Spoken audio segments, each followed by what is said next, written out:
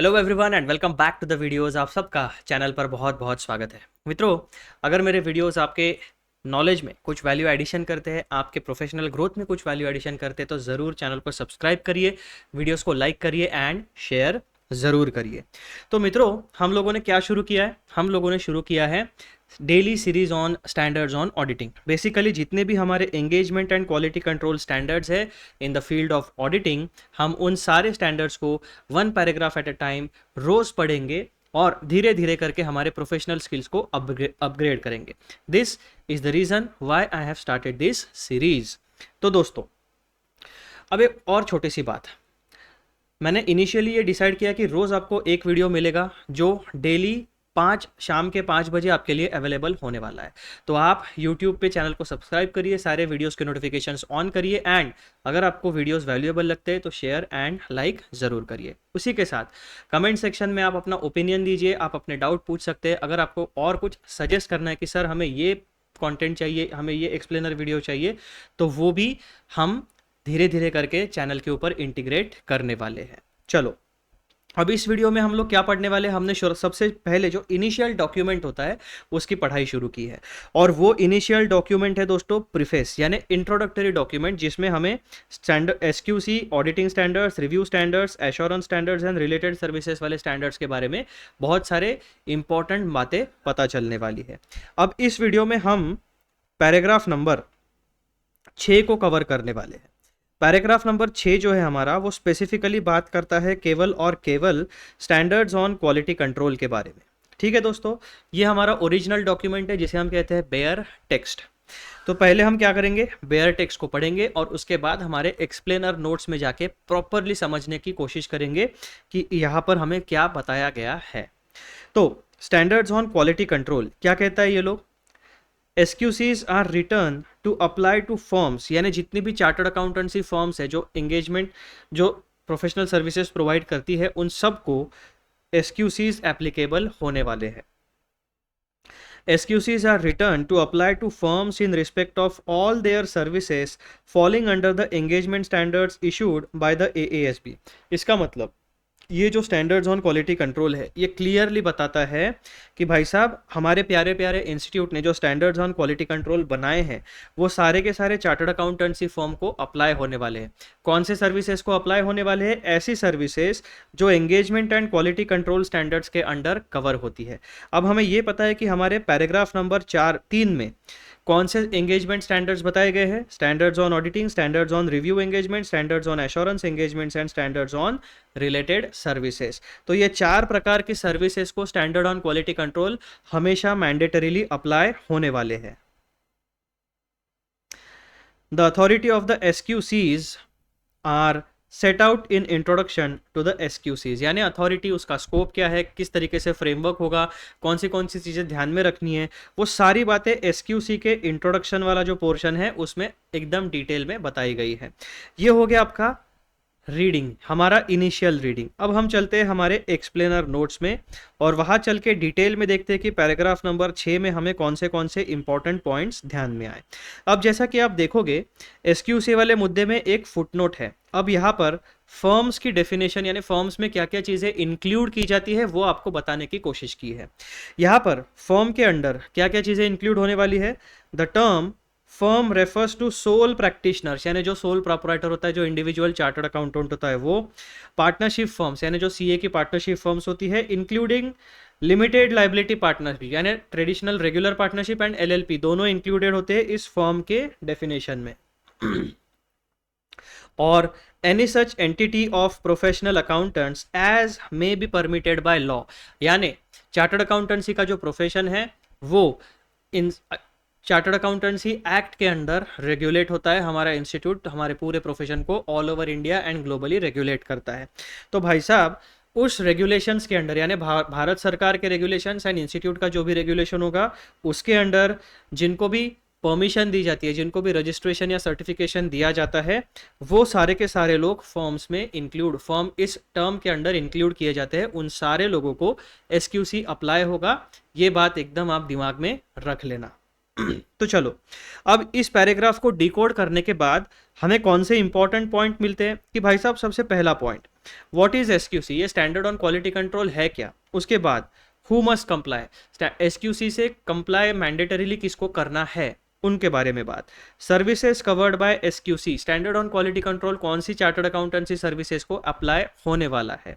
Point number 4, purpose of SQC, SQC को issue करने का पर्पस क्या है। Point number 5, authority of the standard on quality control, and at the end summary of the entire discussion. इस तरीके से paragraph number 6 का आपका माइंड मैप आपके आंखों के सामने तैयार हो जाता है। अब हम आगे बढ़ते हैं और सबसे पहला जो हमारा डेटा पॉइंट है कि भाई साहब ये स्टैंडर्ड ऑन क्वालिटी कंट्रोल होते क्या है। What are SQCs? Standard on quality control are professional pronouncements issued by the Auditing and Assurance Standard Board under the authority of the Council of ICAI, यानी पार्लियामेंटली हमारा जो इंस्टीट्यूट है वो parliament के under बना हुआ है, स्टैट्यूटरी बॉडी है। अब इंस्टीट्यूट जो भी स्टैंडर्ड्स इशू करेगा वो मैंडेटरीली फॉलो होंगे। तो सबसे पहले आपको क्या बता दिया कि भाई साहब ये जो स्टैंडर्ड ऑन क्वालिटी कंट्रोल है ये एक प्रकार के प्रोफेशनल प्रोनाउंसमेंट्स है। कौन से प्रोफेशन को अप्लाई होते हैं? चार्टर्ड अकाउंटेंसी वाले प्रोफेशन को अप्लाई होते हैं।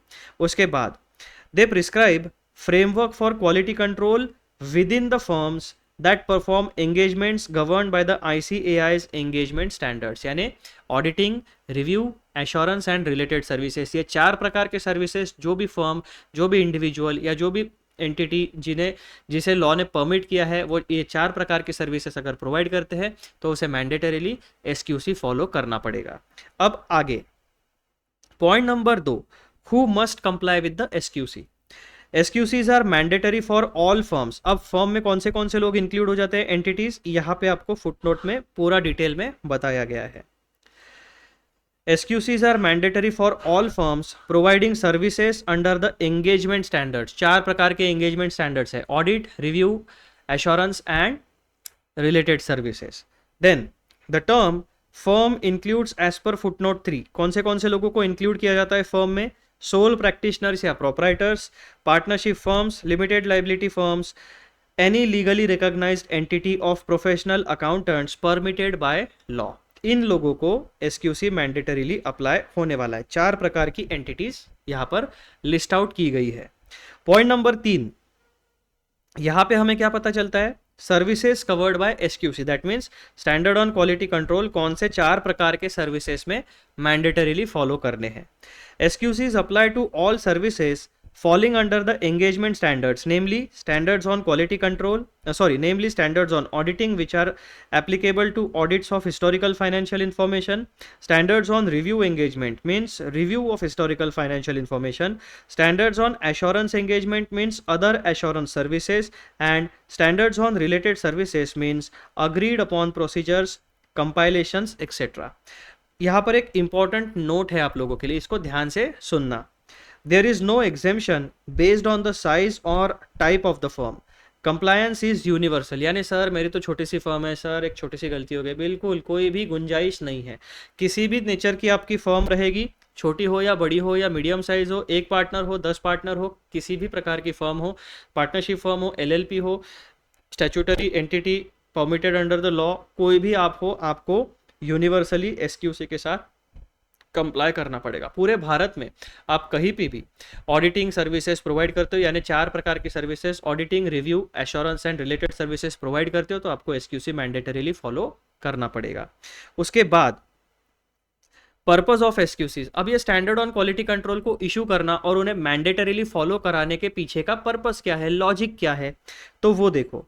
To ensure that firms establish and maintain a system of quality control that provides reasonable assurance, यानी सबसे पहला मुद्दा क्या है भाई साहब, जो भी आपकी चार्टर्ड अकाउंटेंसी फर्म है, आपके जो भी एम्प्लॉयज रहेंगे, जो भी एम्प्लॉयज ऑडिट की सर्विस, जो भी employees audit, review, assurance and related services provide करेंगे, उस सर्विस को प्रोवाइड करते समय आपकी फर्म में इंटरनली एक सिस्टम होनी चाहिए जो आपके प्रोफेशनल सर्विसेज की क्वालिटी कंट्रोल को एनहांस करे, क्वालिटी को इंश्योर करे।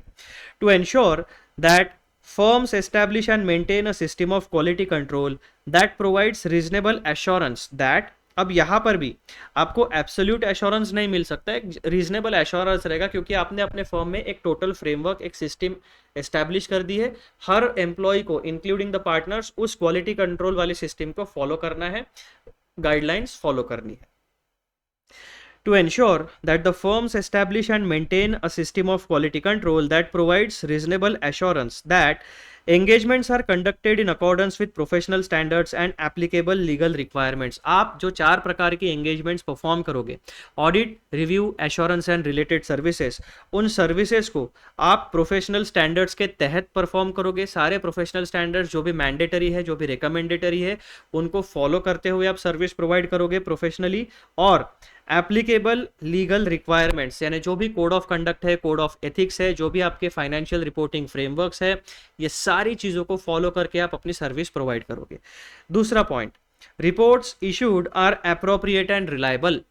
अल्टीमेटली क्या होता है कि आप जितना काम करोगे उस काम का अल्टीमेटली ओपिनियन या फिर जो भी रिपोर्ट होगी, आप उस रिपोर्ट में लिखोगे कि आपने क्या एविडेंसेस गैदर किए, आपका ओपिनियन क्या है, फैक्ट्स क्या है और किस तरीके के रिकमेंडेशंस है। तो अल्टीमेटली एक चार्टर्ड अकाउंटेंसी प्रोफेशनल को हायर करने के पीछे का मेन रीजन क्या होता है कि भाई साहब हमें एनालिसिस दो, हमें रिपोर्ट प्रोवाइड करो। तो टू फोल्ड एस्पेक्ट यहाँ पर आपको फुलफिल करना है, सिस्टम ऑफ क्वालिटी कंट्रोल को एस्टैब्लिश करना है, मेंटेन करना है एंड मॉनिटर करना है। क्यों? ताकि आप जो सर्विसेज प्रोवाइड करो वो professional standards and applicable legal requirements को फॉलो करते हुए प्रोवाइड करोगे, और जो भी आप रिपोर्ट्स जनरेट करोगे वो अप्रोप्रिएट एंड रिलायबल होनी चाहिए, वो क्रेडिबल होनी चाहिए। दूसरा, to promote consistency, competence and ethical conduct in professional engagements. हमारे जो चार्टर्ड अकाउंटेंट्स होते हैं वो स्किलफुल होने चाहिए, वो प्रोफेशनली ट्रेंड होने चाहिए, उन्हें पता होना चाहिए लेटेस्ट अमेंडमेंट्स क्या है, लेटेस्ट चीज़ें क्या है, उस हिसाब से उस बिजनेस को क्या ज़रूरत है उस तरीके से हमारी प्रोफेशनल सर्विस प्रोवाइड करनी है। To promote consistency, competence and ethical conduct, SQC का मेन पर्पस क्या होता है भाई साहब, सर्विसेज इस तरीके से प्रोवाइड करोगे और ultimately universally consistency, competence and ethical conduct होना चाहिए किसी भी चार्टर्ड अकाउंटेंसी फर्म के तहत जो वो प्रोफेशनल सर्विसेज प्रोवाइड करता है। ये हो गया आपका purpose of issuing and mandatorily following standards on quality control. अब पांचवा पॉइंट हमारे सामने क्या आता है, अथॉरिटी ऑफ एसक्यूसी। तो ये अथॉरिटी यानी उसका फ्रेमवर्क, क्या क्या चीज़ें मैंडेटरी है, कौन सी चीज़ें रिकमेंडेटरी है, किस तरीके से हमें हमारे फर्म के अंडर एसक्यूसी को एस्टैब्लिश करना है, मेंटेन करना है एंड मॉनिटर करना है। तो वो सारी बातें आपको कहाँ पता चलेगी, वो सारी बातें आपको स्टैंडर्ड ऑन क्वालिटी कंट्रोल में जो इंट्रोडक्टरी पैराग्राफ है उसमें डिटेल में बताया गया है। The binding authority of standards on quality control is not detailed in the preface, यानी ये जो हम अभी डॉक्यूमेंट पढ़ रहे हैं ना, ये वाला, ये इस डॉक्यूमेंट में एसक्यूसी का डिटेल नहीं दिया, उसमें इंट्रोडक्टरी चीज है। डिटेल आपको कहाँ पे मिलेगा, but is explicitly established in the introduction to the SQC themselves। Preface में इंट्रोडक्टरी पोर्शन है और डिटेल में आपको उस पर्टिकुलर डॉक्यूमेंट में चीजें मिल जाएगी। The binding authority of SQC is not detailed in this preface but is explicitly established in the introduction to the SQC। explicitly मतलब क्या होता है, क्लियर कट बताया गया आपको कि किस तरीके से SQC को फॉलो करना है। पॉइंट नंबर 2 क्या आता है अथॉरिटी में, दिस इंट्रोडक्शन आउटलाइंस, यानी एसक्यूसी का जो इंट्रोडक्टरी पोर्शन है वो क्या चीज़ें आपको बताता है, scope and enforceability of each standard on quality control and the obligations placed on firms regarding quality control. दो बातें आपको बताता है, स्कोप एंड एनफोर्सिएबिलिटी, उसके बाद में फर्म्स के ऊपर किस तरीके का ऑब्लिगेशंस है टू फॉलो एसक्यूसी। ये दो बातें आपको इंट्रोडक्टरी पोर्शन में डिटेल में पढ़ने को मिलती है। फिर यहाँ पर हमारा कंप्लीट जो डिस्कशन है रिगार्डिंग पैराग्राफ नंबर 6 वो होता है कंप्लीट। अब हमने जितनी भी बातें डिस्कस की उसका एक छोटा सा समरी पैराग्राफ में आपको बताता हूँ। SQCs are mandatory quality control standards applicable to all types of firms providing assurance or related services governed by ICAI's engagement standards। यानी engagement standards plus standard on quality control, इसको combination में आपको हमेशा अपनी प्रोफेशनल सर्विसेज प्रोवाइड करनी है। They ensure a uniform and robust system of quality assurance across all engagements, यानी 4 प्रकार की engagement, auditing, review, assurance and related services, reinforcing the credibility of the profession। Their authoritative foundation is detailed in their own introduction, यानी हर एक standard जो भी individual standard है उसमें introductory paragraph रहेगा, उसके स्कोप, एप्लीकेबिलिटी, फ्रेमवर्क, एनफोर्सिएबिलिटी, ये सारे मुद्दे इंडिविजुअल स्टैंडर्ड्स में सेपरेटली डिटेल में कवर किए जाते हैं। और यहाँ पर दोस्तों हमारा पैराग्राफ नंबर 6 जो है, जो स्पेसिफिकली बात करता है केवल और केवल फोकस करता है स्टैंडर्ड्स ऑन क्वालिटी कंट्रोल में, जो कि प्रीफेस के अंडर आता है, हमारा डिस्कशन होता है कंप्लीट एंड समाप्त। आई होप कि आपको टोटल क्लैरिटी मिली है इस पैराग्राफ नंबर 6 के बारे में। तो मित्रों, जाने से पहले एक छोटी सी रिक्वेस्ट, चैनल को सब्सक्राइब जरूर करिए, वीडियोस को लाइक करिए एंड शेयर जरूर करिए। मिलते हैं अगले वीडियो में, तब तक के लिए बाय बाय। एंड याद रखना, हमने डेली वीडियोस वाली सीरीज शुरू की है। यहाँ पर आपको डेली स्टैंडर्ड्स ऑन ऑडिटिंग, यानी जितने भी आपके स्टैंडर्ड्स ऑन ऑडिटिंग है irrespective of CA intermediate final, वो उसके बारे में तो हम बात ही नहीं करें। प्रोफेशनली जितने भी हमारे engagement and quality control standards है, वो सारे के सारे paragraph by paragraph, word by word detail हम इस सीरीज में पढ़ने वाले हैं। ये आपको प्रोफेशनल स्किल्स डेवलप करने में और एक अच्छा खासा जॉब हासिल करने में डेफिनेटली वैल्यूएबल होने वाले एंड मदद करने वाले। So subscribe the channel, like the videos and share the videos. और कमेंट सेक्शन का आपको पॉजिटिवली यूज़ करना है। आप डाउट्स पूछ सकते हो, कंटेंट का कोई सजेशन देना है कि सर ये इम्प्रूव करो, या फिर और हमें कुछ गाइडेंस वाले वीडियोस बनाओ, एग्जाम में किस तरीके से लिखना है, किस तरीके से पढ़ाई करनी है, मोटिवेशनल वीडियोस चाहिए, या फिर जॉब एनालिसिस, यानी करंटली क्या होता है, बहुत सारे जॉब पोर्टल्स होते हैं, लिंक्डइन है आपका, naukri.com, ऐसे बहुत सारे जॉब वाले पोर्टल होते हैं, वहाँ पर वैकेंसीज आती है। जो भी एमएनसीज होती है उनकी जो ऑफिशियल वेबसाइट होती है, वहाँ पे करियर सेगमेंट में वैकेंसीज अपडेट होते जाती है। तो वहाँ पे जॉब रोल दिया हुआ होता है, तो वो जॉब रोल का एनालिसिस, यानी आपको समझेगा कि करंटली इंडस्ट्री में किस तरीके के जॉब्स अवेलेबल है, आपको कौन से स्किल्स लगने वाले हैं, इसका यानी वैकेंसी एनालाइजर वाले वीडियोस। तो ऐसे कौन से वीडियोस आपको देखने हैं, कौन सी इन्फॉर्मेशन आपको चाहिए, ये आप पॉजिटिवली मुझे कमेंट सेक्शन में कमेंट करके बता सकते हो।